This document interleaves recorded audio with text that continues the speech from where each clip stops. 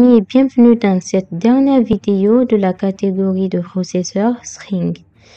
Donc dans la vidéo de ce matin, je vais vous parler du sous-processeur Transform String. On va parler de ce sous-processeur là parce que les transformations de test peuvent sauver des analyses, des manipulations de données. Du coup, ce processeur en fait va nous aider à transformer des chaînes de caractères, à modifier des données textuelles en altérant leur format. Donc, l'altération de format ou la transformation de chaînes de caractères peut inclure les changements de la casse, par exemple de majuscule vers de minuscule, la suppression d'espaces inutiles ou tout simplement l'application de formats spécifiques. Du coup, ces transformations, comme toutes les autres transformations qu'on a vues, vont permettre d'améliorer l'utilisation des données et avoir de meilleurs résultats, de meilleurs traitements de nos données. Donc, pour notre cas ici, on va utiliser le sous-processeur Transform String pour chercher à supprimer des espaces vides avant ou après les valeurs dans la colonne. Qu'est-ce qu'on va prendre comme colonne? La colonne produit, est-ce que dans la colonne nom du produit, on peut tester ça? Ou sinon, quelle colonne est un peu moins propre que les autres? Disons la colonne détail produit. Ok, on va rester sur cette colonne. Ici, on va donc aller chercher notre processeur Transform String. Et donc, à ce niveau, je dois renseigner ma colonne input. Donc, c'est la colonne détail produit.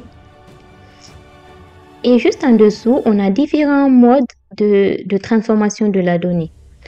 On a une dizaine, si je ne me trompe pas. Oui, on a une dizaine de modes de transformation. Donc, on a les deux premiers modes, le convert to uppercase et lowercase. En fait, le uppercase ici, c'est pour lui dire de transformer nos valeurs en majuscules. Donc, toutes ces valeurs-là, si on clique sur le uppercase ici, ça va nous les transformer en majuscules. Ici, par défaut, ça nous a laissé en lowercase parce que la valeur par défaut de notre colonne déjà, c'était en minuscule. Et donc, lorsque je clique sur uppercase ici, vous voyez, tout s'est transformé en valeur majuscule. Donc, vous pouvez utiliser ce mode-là lorsque vous avez à faire de la transformation de valeur minuscule en valeur majuscule. Vraiment, en un seul clic, vous voyez, c'est voilà, toutes nos valeurs se sont transformées dans la colonne. Après, on a d'autres types de modes, le encode URL ou le decode. En fait, ce type de mode-là permet d'encoder ou de décoder une URL. Lorsqu'on choisit par exemple l'encodage, ça va transformer notre chaîne de caractères pour qu'elle soit compatible avec une URL.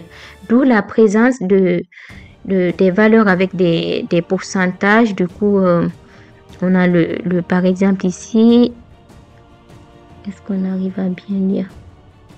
Voilà, nos valeurs ont toutes été transformées pour qu'elles soient incluses dans une URL. Donc, le uppercase, le decode aussi, voilà, le decode, lui, va permettre de décoder. C'est-à-dire que si au départ, on avait des valeurs sous le format encodé, donc si nos valeurs de départ étaient sous ce format-là, on aurait tout simplement eu à cliquer sur le decode ici pour que les valeurs s'affichent correctement pour la suite de nos analyses, bien sûr. Donc, je vais sauvegarder ça. Après, on a le mode Escape XML Entity. En fait, ça permet de remplacer des entités XML telles que le E-commercial LT ou des caractères comme comme ceux-là en fait. Du coup, en fait, ça permet de remplacer ce type d'entité XML. Donc, on va faire un test. Escape ça. Du coup, voilà, ça nous a mis plein de trucs. Pour l'enlever, il faut cliquer sur on escape ici, là.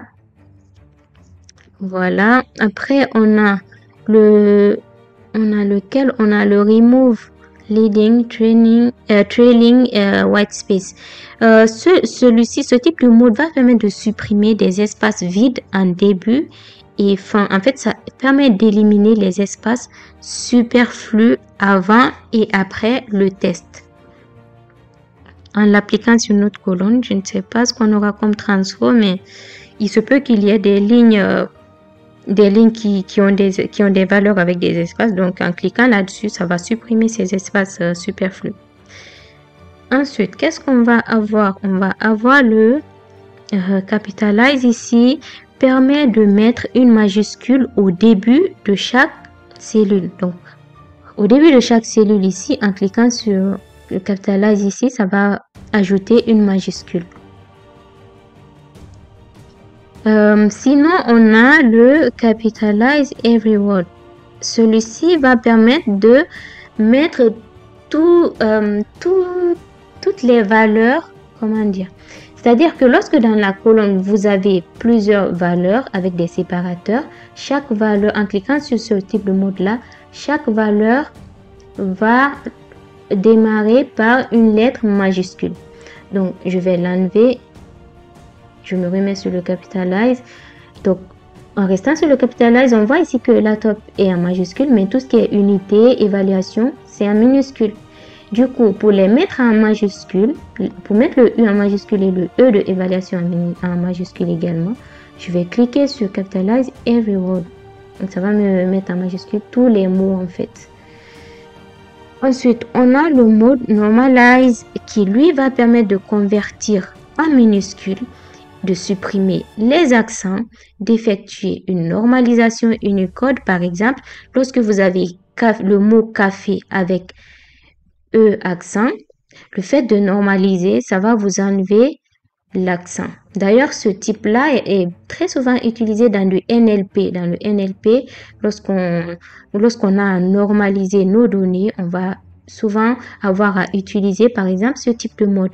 Donc cela veut dire qu'en cliquant sur le normalize ici, le unité avec accent, le E accent va disparaître. Évaluation, le E accent va également disparaître. Donc on passe au test. Normalize, voilà. Donc ça nous a normalisé notre test. Déjà tout ce qui était en majuscule est passé en minuscule et les accents ont disparu. Donc les accents, les espaces s'il y en a, tout a disparu. Le dernier mode qui nous est proposé ici, c'est le truncate. Le truncate permet de convertir uniquement les premiers N caractères de la cellule. En cliquant sur le truncate, voilà. Là, ça nous a rien donné parce que notre colonne ne correspond pas à ce type de mode. Du coup, je vais me remettre sur le normalize. Voilà, là j'ai des données plus ou moins propres pour la suite de mes analyses. Je vais sauvegarder tout cela puis lancer. Donc on aura une toute nouvelle colonne détail produit qui va comporter des valeurs totalement nettoyées pour la suite de nos analyses.